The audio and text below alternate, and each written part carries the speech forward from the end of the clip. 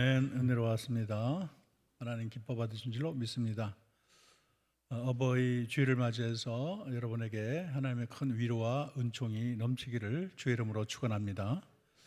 옆 사람 인사합시다. 잘 오셨습니다. 반갑습니다. 인사하겠습니다. 네, 방송으로 예배하는 여러분에게도 하나님의 복과 은혜가 넘치기를 주의 이름으로 축원합니다. 우리 민족은 예로부터 효의 나라입니다. 송강전철은 부모님의 사랑에 대해서 이렇게 시조로 읊고 있습니다. 아버님 날 낳으시고 어머님 날 기르시니 두 분 곧 아니시면 이 몸이 살았을까? 하늘 같은 가없는 은혜 어디 되어 값싸오리. 100년 전에 이 세상에 빨리 노인이 되기를 원하는 유일한 나라가 우리나라라고 합니다. 고종 황제 밀사 노릇을 했던 선교사 헐버트는 이 세상의 관습적인 노인 복제가 가장 완벽하게 된 나라 조선, 그렇게 말을 했습니다. 그리고 미국 공설령님한 샌즈는 그 회고록에서 이렇게 말을 합니다. 나의 노년을 위하여 조선 땅에 다시 태어나고 싶다, 그렇게 말을 했습니다. 또 의료 선교사 알렌은 노인과 망인 사이가 단절되지 않고 연결되어 이 세상에 가장 죽는 것이 두렵지 않은 즐거운 노인 천국이라고 우리 한국을 설명하고 있습니다. 그 당시 노인을 어떻게 대접을 했는지 그 기록이 있어서 제가 잠깐 읽어드리겠습니다. 문성이라 하여 조석으로 아들 며느리로부터 문안을 받았고 햇과일과 별식이 생기면 반드시 부모가 먼저 드신 후에 입을 댔고 문중 사람은 물론 한 마을에 사는 남일지라도 출타하거나 출타해서 돌아오면 반드시 인사를 드렸다. 길 가다 노인을 만나면 말에서 내리거나 말을 타지 않았으면 걸음을 멈추고 지나갈 때까지 두 손 모아 예를 갖췄고 마을에 잔치가 있으면 연고가 없더라도 반드시 모셔다가 상석에 앉혀 대접했고 부모가 늙으면 벼슬을 고향 가까이 옮겨주어 봉양케 하고 보다 늙으면 봉양을 위해 유급 휴직을 주었고 그러다가 죽으면 영혼이라도 3년 동안 한 집에 살며 조속으로 살아있는 식구들과 똑같은 대접을 받았다. 참 이렇게 보면 참 우리나라가 어르신에 대해서 참 이렇게 존경을 표하는 그런 민족이라는 것을 알 수가 있겠습니다. 특별히 어버이 주일은 우리가 부모님의 은혜, 어버이 은혜에 대해서 감사하는 주일입니다. 근데 시대가 얼마나 바뀌었는지요.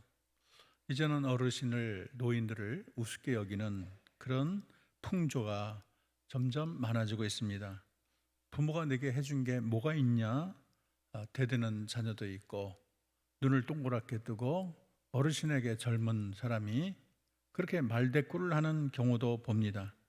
심지어는 젊은이가 노인의 멱살을 잡는 것도 우리는 보게 되지요. 그래서 노인 천국이 노인 지옥으로 바뀌고 있습니다. 노부모가 싫다고 힘겼다고 관광지에 버리고 이민을 떠나는 자식이 있는가 하면 부모님이 아직 멀쩡한데도 강제로 병원에 입원시켜서 몇 달이고 유기하는 현대판 고류장이 또 유행하기도 합니다. 이런 씁쓸한 이야기가 있는데요. 어떤 노인에게 세 아들이 있었습니다. 하루는 세 아들이 골프를 치러 갔는데 뒤에서 보니까 그 셋이 너무나 진지하게 공을 쳤어요. 그래서 뒤에서 많이 기다렸습니다. 매너 좋은 뒷팀은 기다리며 이렇게 생각했죠. 앞팀이 무슨 큰 내기를 하나 보다, 그렇게 생각했어요. 그래서 그 앞팀의 캐디를 만나가지고 물었어요. 도대체 얼마짜리 내기를 하길래 그러느냐? 그랬더니 캐디가 말하기를 진놈이 아버지를 모시기로 했대요. 그랬다는 거예요. 그뿐 아니라 세간에 떠도는 이야기인데 나이 많은 부모가 자식에게 재산을 다 물려주면 어떻게 될까? 정답은 굶어 죽는다. 그러면 반만 물려주면 어떻게 될까? 시달려 죽는다. 나머지를 마저 내놓으라고 시달려 죽는다는 거죠. 그러면 아예 아무것도 안 주면 어떻게 될까? 맞아 죽는다. 요즘 세태를 풍자한 말입니다. 그래서 이런 말이 있어요. 곳간의 열쇠는 숨이 멈출 때까지 꽉 쥐고 있어야 된다. 경제적 주도권을 결코 놓지 마라. 자식들에게 효도비나 용돈은 받았을지언정 생활비 지원까지 받으려 하지 마라. 서러울 일이 많다. 참 요즘의 시대를 풍자하는 이야기라고 생각할 수 있겠습니다. 우리 기독교는 효의 종교입니다. 우리 기독교만큼 효를 강조하는 종교 찾기가 쉽지 않아요. 왜냐하면 자식의 부모는 하나님의 형상이자 대리자입니다. 또 부모는 하나님이 주신 사랑의 대행자라고 말할 수가 있습니다. 부모를 공경하는 것은 결국 하나님을 공경하는 것이라고 성경은 말하고 있어요. 하나님은 우리 부모의 또 부모가 되십니다. 그러므로 부모를 잘 모시지 못하면 하나님을 잘 모시지 못하는 거예요. 보이는 부모를 공경하지 않으면서 보이지 않는 하나님을 공경한다는 것은 말이 안 되는 겁니다. 유대 베들레헴에 엘리멜렉이라는 사람이 있는데 그 유대 지역에 아주 극심한 가뭄이 들어서 모압 땅으로 가족을 데리고 떠납니다. 그래서 자기 아내 나오미 아내와 두 아들 말론과 기럧이 있는데 그 모압 사람을 며느리로 둘을 얻었어요. 그 이름은 오르바 룻입니다. 여러분 많이 들었죠? 그런데 자기 남편이 죽었어요. 그 외국에 가서 물 설고 땅 설은 외국에 가서 이제 살려고 했더니 남편이 죽었어요. 기둥이 무너졌어요. 이제 슬픔에 젖는가 그랬더니 아들들이 또 죽었어요. 그 졸지에 새 과부가 탄생을 한 거예요. 나오미는 남편과 두 아들을 잃고 더 이상은 이방 땅에 머물지 못하겠다. 그래서 고향 베들레헴으로 데리고 갑니다. 근데 가만히 생각해 보니까 자기가 며느리라고 해서 데려갈 이제는 끈이 없는 거예요. 자기 자녀들이 다 죽었는데, 최근 남편들이 다 죽었는데 내가 무슨 구실로 그 며느리를 자기 고국으로 데려갑니까? 그래서 이제는 나를 떠나라. 너희 고향으로 가라 그랬어요. 오르바는 울면서 그 간청에 이기질 못하고 이별을 했습니다. 근데 이 룻은 굉장히 완강했어요. 오늘 보면 16절, 17절 우리 다 같이 한 목소리로 읽어보겠습니다. 룻이 이르되 내게 어머니를 떠나며 어머니를 따르지 말고 돌아가라. 강권하지 마옵소서. 어머니께서 가시는 곳에 나도 가고 어머니께서 머무시는 곳에 나도 머물겠나이다. 어머니 백성이 나의 백성이 되고 어머니의 하나님이 나의 하나님이 되시리니 어머니께서 죽으시는 곳에 나도 죽어 거기 묻힐 것이라. 만일 내가 죽는 일 외에 어머님을 떠나면 여호와께서 내게 벌을 내리시고 더 내리시기를 원하나이다 하는지라. 어쩌면 이런 고백을 할 수 있을까요? 너무 감동적이에요. 요즘도 이렇게 말하는 사람 눈 씻고 봐도 없을 거예요.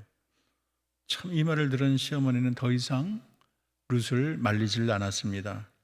우리가 룻의 효심에 대해서 좀 살펴볼 텐데요.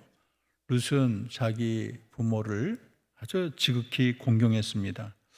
지금도 과부가 산다는 건 쉽지 않은데 3,000년 전은 더더욱 말할 필요가 없어요. 고국산천을 버리고 따라가면서 시어머니를 공경한다. 그것도 자기 민족이 아니라 외국 사람 아니에요. 그 나라 가서 시어머니를 공경하는 건 참 쉽지 않아요. 참 따지고 보면 하늘 같은 남편이 귀한 줄 알면 그를 낳은 남편의 부모님도 귀하게 여기는 것이 마땅치 않을까요?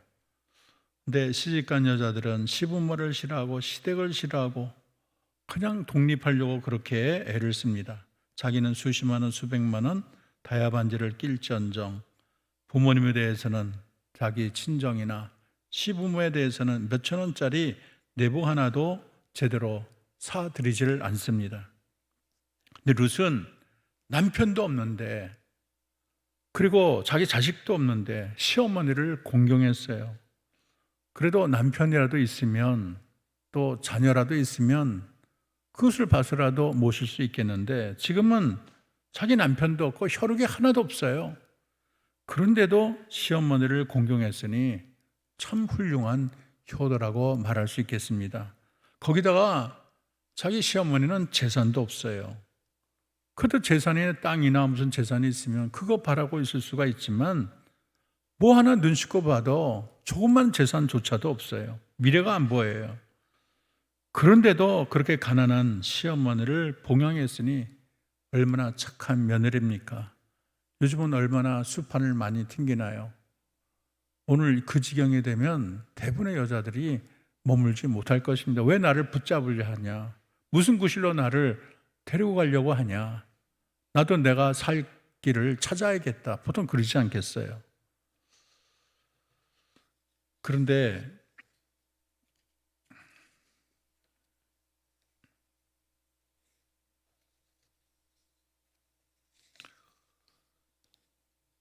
오늘 룻은 오르바처럼 얼마든지 이제 떠나려면 자유롭게 떠날 수가 있는데 시어머니 가는 길을 택했습니다.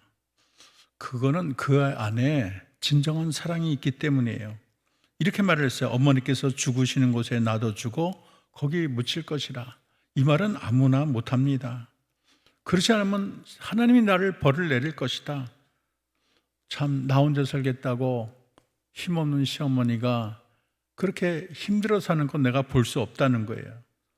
얼마나 그 시어머니를 사랑합니까? 사실 끊으려면 얼마나 끊을 수 있지만은 연약한 시어머니가 눈에 밟히는 거예요. 그래서 나 혼자 살기보다는 우리 시어머니를 내가 모시며 살겠다. 얼마나 효성이 갸륵합니까? 효라는 것은 부모를 사랑하고 존경하고 기쁘게 하는 것이라고 말할 수 있습니다. 여러분은 부모님을 존경하고 사랑합니까? 부모님 돈 못 번다고, 부모님 아프다고, 무식하다고 혹시 마음속으로 부모님을 얕잡아 보지 않습니까? 우리 놓친네라고 말하면서 부모님에 대해서 우습게 여기지는 않습니까? 공경은 부모를 존경하는 것을 말해요. 우리가 부모를 높여야 됩니다. 떳떳하게 자랑해야 돼요. 부모의 인격을 높이고 명예를 높이고 그를 존대하는 거예요. 옛날에는 일어나면 잘 주무셨는지 그 부모님 바닥을 이렇게 손으로 만졌다 그래요. 얼마나 대단합니까? 우리 어머니는 이런 분이셨습니다. 아버지는 이런 분이셨습니다. 항상 부모를 자랑스러워하고 고마워하고 감사하는 게 그게 진정한 공경이라고 말할 수 있어요. 공경하는데 무슨 이유가 있겠어요? 그것은 우리 인간이 해야 될 마땅한 일입니다. 레위기 19장 3절 다시 읽어보겠습니다. 시작. 너희 각 사람은 부모를 경외하고 나의 안식일을 지키라. 나는 너희 하나님 여호와니라. 부모님을 공경, 경외하라고 말을 했어요. 설사 내가 아무리 돈이 많아 좋은 음식 대접을 하고 좋은 옷 드리고 좋은 곳에 거주하게 해도 마음속에 사랑이 없으면 부모님은 인형집에 머무는 것 다를 바가 없어요. 그래서 마음속의 사랑과 존경이 그렇게 마음속에 올라오는 게 진정한 효의 뿌리가 되는 것입니다. 할 말이 많지만 여러분 쉬운 거 하나만 얘기하면 부모님 말씀할 때 귀를 기울여 경청하는 게 효도입니다. 부모님이 열심히 말하는데 건성으로 넘겨요. 내가 나이 몇 살인데 나한테 그런 얘기 하냐? 대드는 사람도 있고 한 얘기 또 한다 그러면서 부모님 말을 그냥 우습게 여기는 자녀가 있어요. 옛날 부모님들 전쟁 얘기 100번도 하지 않았습니까? 지겹다 그러면 안 돼요. 여러분 정성껏 귀를 기울이고 지금이 처음 듣는 것처럼 관심을 기울이며 듣는 것이 효입니다. 여러분 82세 된 노인이 52세 된 아들과 거실에 마주 앉았어요. 까마귀 한 마리가 창으로 들어왔어요. 노인이 아들에게 묻습니다. 저게 뭐냐 물었더니 아들이 말하는 거예요. 까마귀예요 아버지. 그랬더니 또 물어요. 저게 뭐냐 그랬더니 까마귀라니까요. 그래. 근데 아버지가 세 번째 물었어요. 까마귀라고 그랬잖아요. 짜증을 내는 거예요. 한 번 더 물었어요. 그랬더니 까마귀라고요. 왜 자꾸만 물어요? 역정을 내는 거예요. 근데 조금 뒤에 아버지가 방에 들어가서 때가 묻고 찢어진 일기장을 들고 나왔습니다. 그리고 아들 보고 읽어보라고 말을 했어요. 아들이 일기장을 읽었습니다. 거기에는 자기가 3살 때 얘기일 때 이야기 기록되어 있는데 이렇게 돼 있어요. 오늘은 까마귀 한 마리가 창가에 날아들어 앉았다. 어린 아들이 저게 뭐냐 하고 물었다. 나는 까마귀라고 대답해 주었다. 그런데 아들은 연거푸 23번이나 똑같이 물었다. 귀여운 아들을 위안해 주면서 끝까지 다정하게 대답해 주었다. 까마귀라고 똑같은 대답을 23번 하면서도 나는 즐거웠다. 아들이 새로운 것에 관심이 있다는 것에 대해 감사했고 아들에게 사랑을 준다는 것이 즐거웠다. 똑같은 상황인데 부모는 기쁜 마음으로 대견한 마음으로 바라보는데 자식은 속 터진다고 부모님의 역정을 내고 있습니다. 여러분, 룻은 또 부모를 극진히 봉양을 했습니다. 정성을 다해 봉양을 했어요. 사실 이제 베들레헴에 왔더니 땅도 없죠. 그래서 사람도 그렇게 아는 사람도 많지 않고 도착하자마자 그런데 바구니를 들고 이삭을 주러 가는 거예요. 참 이거 보면 굉장히 독립심이 있고 의지가 있는 여인이라고 볼 수 있습니다. 생활력이 굉장히 강해요. 그 예루살렘 여인들이 옷을 어떻게 하나, 머리는 어떻게 하나 그런 거 살펴볼 텐데 그런 거 보지 않고 바구니 들고 남의 마당에 가서 이삭을 줍는 거예요. 아무 조건 없이 장래 아무 보장 없이 남편의 어머니지만 내 어머니다 하고 저분을 어떻게 하면 내가 기쁘게 할까? 돈이 많아서가 문제가 아니에요. 뭐 좋은 음식의 문제가 아니야. 있는 상황에서 정성을 다해서 이삭을 모으는 그 룻의 자세가 얼마나 아름답고 얼마나 보기가 좋습니까? 룻기 2장 17절 18절을 다시 읽어보겠습니다. 시작. 룻이 밭에서 저녁까지 죽고 그 주운 것을 떠니 보리가 한 에바쯤 되는지라 그것을 가지고 성읍에 들어가서 시어머니에게 주운 것을 보이고 그가 배불리 먹고 남긴 것을 내어 시어머니께 드리매 자기가 모아온 것을 어머니 드세요 그러게 하는 그 정성이 얼마나 생각만 해도 흐뭇합니까? 오늘날 사람들은 자기 입을 거 먹을 거 자식을 위해서는 아낄 줄 모르면서 자기를 낳고 키운 부모님이나 시부모에 대해서는 헐벗고 굶주리고 신경을 안 쓰는 자녀들이 많습니다. 전에 우리가 여기 한 3,400명 어려운 분들이 와서 우리가 2,000원, 4,000원 그렇게 대접을 했는데 그분들이 예를 들어서 9시에 하면 7시에 와서 기다려요. 그거 2,000원 받으려고, 4,000원 받으려고. 근데 제가 어떤 연세 많으신 한 90 가까이 된 할머니인데 봤더니 자녀들이 못 사는 게 아니에요. 미국에도 있고 뭐 사는데 물론 어려운 자식도 있어요. 같이 사는 아들은 어려워요.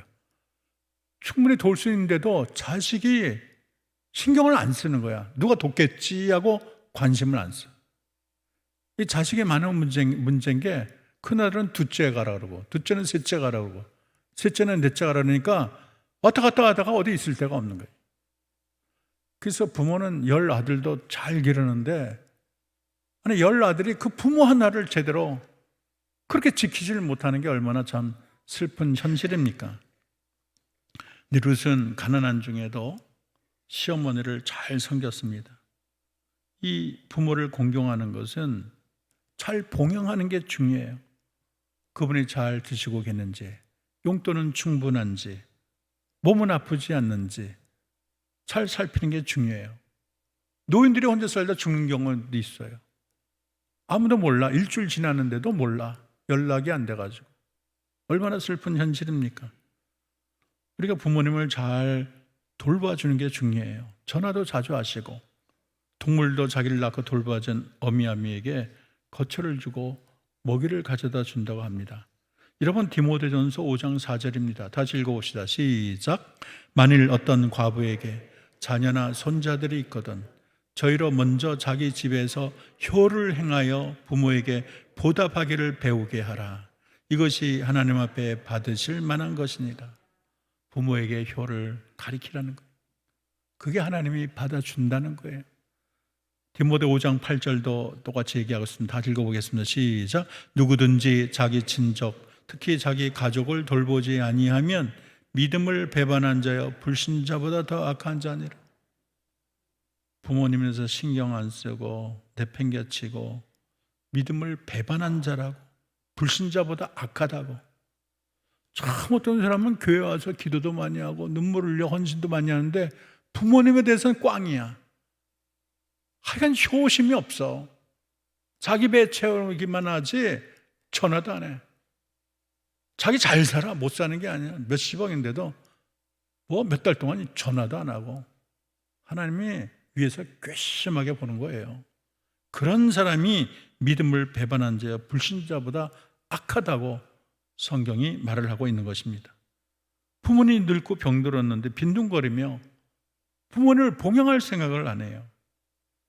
우리가 부모의 연약함을 보살피고 필요를 채우고 외로운 부모에게 말벗이 되어주는 게 진정한 효자가 아니겠습니까? 세 번째는 믿음을 물려받았습니다. 뭐라고 말했냐면 어머님의 하나님이 나의 하나님이 되시리니. 얼마나 아름다운 고백이에요. 모압 사람의 며느리가 하나님의 백성이 되어서 하나님을 섬기겠다. 너무 좋은 말이에요. 아마 그 얘기를 들었을 때 나오미가 기뻤을 거예요. 내가 사랑하는 이 며느리가 자기 나라 가서 금오스 신을 섬기면 얼마나 슬프겠어요. 하나님을 안 섬기고 이방신 섬기다가 죽으면 지옥 갈 것 뻔한데 얼마나 부모의 마음이 아프겠어요. 제일 중요한 것은 부모님이 섬기는 그 하나님을 자녀가 열심히 섬기는 게 효라는 걸 알아야 되겠습니다. 어머님의 하나님이 나의 하나님입니다. 하나님을 진정으로 섬기는 거 얼마나 아름답습니까? 사실 이것이 쉬운 게 아니에요. 시어머니 섬기는 신을 내가 끝까지 섬기겠다. 쉬운 결정이 아니에요. 그러나 내가 어머님을 사랑하고 하나님을 믿다 보니까 그 하나님이 진정한 하나님이라는 걸 알게 된 거예요. 어머님을 통해 알았어요. 그래서 어머님이 섬기는 하나님 나도 섬기겠습니다. 내가 죽더라도 하나님 떠날 수 없어요. 그 말을 들은 그 나오미의 마음이 얼마나 환해지고 얼마나 행복했겠습니까? 부모님의 신앙을 물려받아야 되겠습니다. 참 슬픈 것은 부모 시대는 믿음이 참 좋은데 자녀들 넷 있으면 둘 셋은 교회 안 다녀. 믿음 생활 안 해. 그것을 보는 부모님이 얼마나 마음이 아프겠어요. 세상을 떠나면서도 눈을 제대로 감기 어려울 거예요. 효도가 왜 중요합니까? 효도는 따라서 하나님의 명령입니다. 부모 경경은 해도 되고 안 해도 되는 게 아니고 해야면 좋겠다 권면이 아니에요. 명령이에요. 여러분 에베소 6장 1절 3절 다시 읽어보겠습니다. 자녀들아 시작. 자녀들아 너희 부모를 주 안에서 순종하라. 이것이 옳으니라. 내 아버지와 어머님을 공경하라. 이것이 약속이는 첫 계명이니 이는 내가 잘되고 땅에서 장수하리라. 예. 약속이 있다는 것은 그 조항이 축복을 준다는 거예요. 그냥 해라로 끝나는 것이 아니고 하면 네가 잘되고 장수하겠다는 약속이 딸려있다. 그래서 약속 있는 계명이라는 거예요. 하나님이 이 계명은 지키면 내가 복을 줄 거야. 장수케 할 거야. 잘되게 할 거야. 하나님이 그냥 도장을 꽝 찍은 거예요. 왜냐하면 그게 너무너무 중요하니까. 출애굽기 20장 12절 내 부모를 공경하라. 그러면 너희 하나님 나 여호와가 내게 준 땅에서 어떻게 되리라? 내 생명이 길리라. 모든 복의 시작은 그 시발점이 부모 공경에서 시작돼요. 이방 여인인 룻이 다윗과 예수님의 조상이 될 수 있던 것도 룻의 효성을 보고 그런 축복을 주님이 허락한 것입니다. 두 번째는 효는요, 첫 번째 계명이에요. 우리 10계명을 둘로 나누면 우리 처음에는 하나님을 우리가 경배하는 거지만 두 번째는 그 첫 번째가 부모를 공경하라가 처음으로 나오는 거예요. 물론 그 뒤에 뭐 살인하지 말라, 간음하지 말라, 도적질하지 말라 있지만 그 뒤에 나오는 거고 처음에 근원이 되는 뿌리가 되는 계명은 내 부모를 공경하라예요. 우리가 부모를 공경하는 사람은 다른 계명도 다 지키게 됩니다. 그래서 효는 도덕적 행위의 근본이에요. 모든 윤리의 뿌리예요. 효 잘하는 사람이 좋은 시민이 되고 학생이 되고 또 칭찬받는 그런 시민이 되는 것입니다. 효도는요, 세 번째로 하나님의 권위를 인정하는 것입니다. 이 권위는 하나님이 부여한 거예요. 부모님을 우습게 보면 안 돼요. 돈 못 번다고 그 뒤에 하나님이 계셔요. 늙었다고 무시하면 안 돼요. 그 뒤에 하나님 계셔요. 그래서 부모님을 통해서 축복이 그 가정으로 흘러 들어가는 것입니다. 그래서 부모님께 대든다, 하나님께 대드는 거예요. 부모님께 욕한다, 하나님 얼굴에 욕하는 거예요. 그래서 우리 하나님은 질서와 권위의 하나님이신데, 하나님이신 권위에 대해서 도전하는 것에 대해서는 하나님이 아주 엄하게 다스려요. 옛날 모세에게 대들었을 때 그 고라가 땅이 갈라지고 불이 나오지 않았습니까? 이 권위에 대한 도전에 대해서 하나님이 굉장히 마음이 굉장히 아파하시고 하나님이 화를 내시는 거예요. 권위에 대한 도전이에요. 부모님에 대한 권위를 인정치 않고 우습게 여긴다. 하나님을 우습게 여기는 거예요.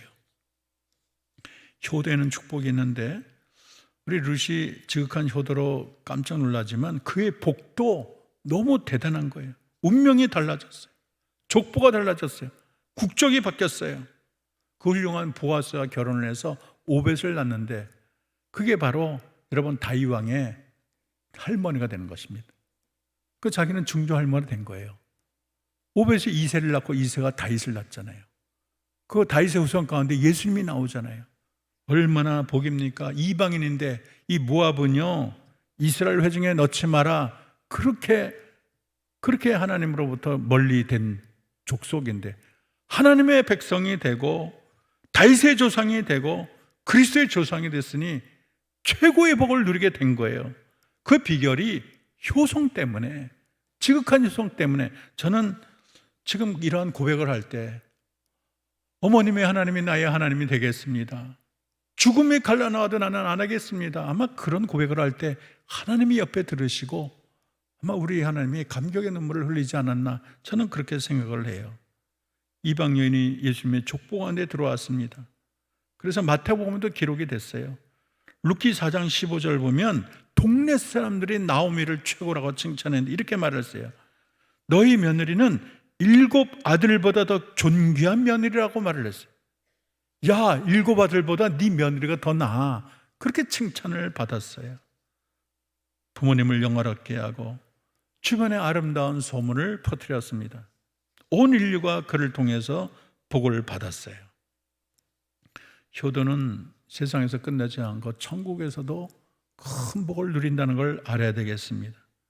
왜냐하면 부모 공경하는 것은 하나님을 공경하는 것이기 때문입니다. 여러분, 부모님한테 60점짜리가 하나님께 90점짜리 될 수가 없는 거예요. 보이는 부모를 사랑하지 않고 보이지 않는 하나님을 사랑한다. 말이 안 되는 거예요. 그리고요, 우리 하나님은 불효에 대해서는 굉장히 엄하십니다. 잠언 20장 20절 다 같이 읽어보겠습니다. 시작. 자기의 아비나 어미를 저주하는 자는 그 등불이 유암 중에 꺼짐을 당하리라. 등불이 꺼진다는 것은 대가 끊어진 걸 말하는 거예요. 신명기 27장 16절 시작. 그 부모를 경홀히 여기는 자는 저주를 받을 것이라 할 것이요 모든 백성은 아멘 할지어다. 부모님을 경홀히, 우습게, 하찮게 여길 때 그 사람은 저주를 받을 것이다, 그렇게 말을 했어요. 더 무서운 말도 있어요. 여러분, 잠언 30장 27절입니다. 다시 읽어보겠습니다. 시작. 아비를 조롱하며 어미 순종하기를 싫어하는 자의 눈은 골짜기에 까마귀에 쪼이고 독수리 새끼에 먹히리라. 부모님을 우습게 여기고 조롱하고 깔보고 소리치고 이런 자녀들도 있지요. 막 부모에게 해준 게 뭐가 있냐. 옛날에 봤더니 우리 동네 아주 힘 좋은 아들인데 하여간 부모님을 그렇게 못 살게 그랬어요. 엄마한테 해준 게 뭐가 있어? 그렇게 대드는데 그 불효막심할 수가 없어요. 그런 사람은 눈이 골짜기 까마귀에 쪼이고 독수리 새끼에 먹히리라. 성경이 그렇게 말을 하고 있는 거예요. 얼마나 무서운 말입니까? 말을 맺습니다. 우리 다 같이 큰 목소리로 오늘의 교훈을 읽어보겠습니다. 시작. 눈에 보이는 부모를 공경하지 못하는 자가 눈에 보이지 않는 하나님을 공경할 수 없고, 눈에 보이는 부모에게 순종하지 못하는 자가 눈에 보이지 않는 하나님께 순종할 수 없다. 위대한 신학자 칼 브레트는 그의 저서에서 이렇게 말을 합니다. 부모는 하나님의 대표자요 하나님의 대리자입니다. 이것을 인정할 때 우리가 부모에 대해서 머리를 숙이고 존경할 수 있는 거예요. 눈으로 보이는 부모가 배운 게 없는 것 같아도, 가진 게 없는 것 같아도, 병약할지라도 그 뒤에 하나님이 딱 계시다는 걸 바라볼 수 있어야 되는 것입니다. 누구나 심은 대로 거둬요. 선을 심으면 선을 거두고 악을 심으면 재앙을 거둡니다. 불효를 심으면 늙어서 자기도 불효를 당하게 될 거예요. 자기가 부모님에게 그렇게 존대를 하면 자기 자식들이 그걸 보고 부모님을 저렇게 존대해야 되는구나. 자기도 자기 자식들에게 존대를 받는 거예요. 우리 후손들이 안 보는 것 같지만 다 보고 있어요. 그것이 미래까지 계속 이어지게 되는 것입니다. 우리 어버이 주를 맞이해서 우리 부모님을 더 생각하고 오늘 룻처럼 부모님을 진정으로 사랑하고 공경하는 효자 효부가 되어서 하늘과 땅의 축복을 받아 누리는 저와 여러분 되기를 주의 이름으로 축원합니다. 기도하겠습니다. 하나님, 그렇습니다. 룻이 끈들어진 시어머니, 의지할 데 없는 시어머니, 남편도 죽고 시아버지도 죽고 자식도 없는데 그 어머니를 사랑해서 하나님 그 어머니를 따라가겠다고, 어머님의 하나님이 나의 하나님이 되겠다고, 죽음이 나를 갈라놓지 않는 한 나는 어머니 버릴 수 없어요. 그러면 하나님이 나를 벌을 내리시기를 원합니다. 이 아름다운 고백이 우리 주님이 감동을 해서 룻으로 하여금 아버지 다윗의 조상이 되게 하고 예수님의 족보에 오르게 된 영광을 누리게 했습니다. 사랑하는 자녀들, 부모님이 살아있을 때 진정으로 그를 사랑하고 존대하고 남은 생에 편하게 지낼 수 있도록, 기쁘게 지낼 수 있도록 부모님께 더 효성을 발휘하는 우리 모두가 되게 하옵소서. 예수님의 이름으로 기도합니다. 아멘.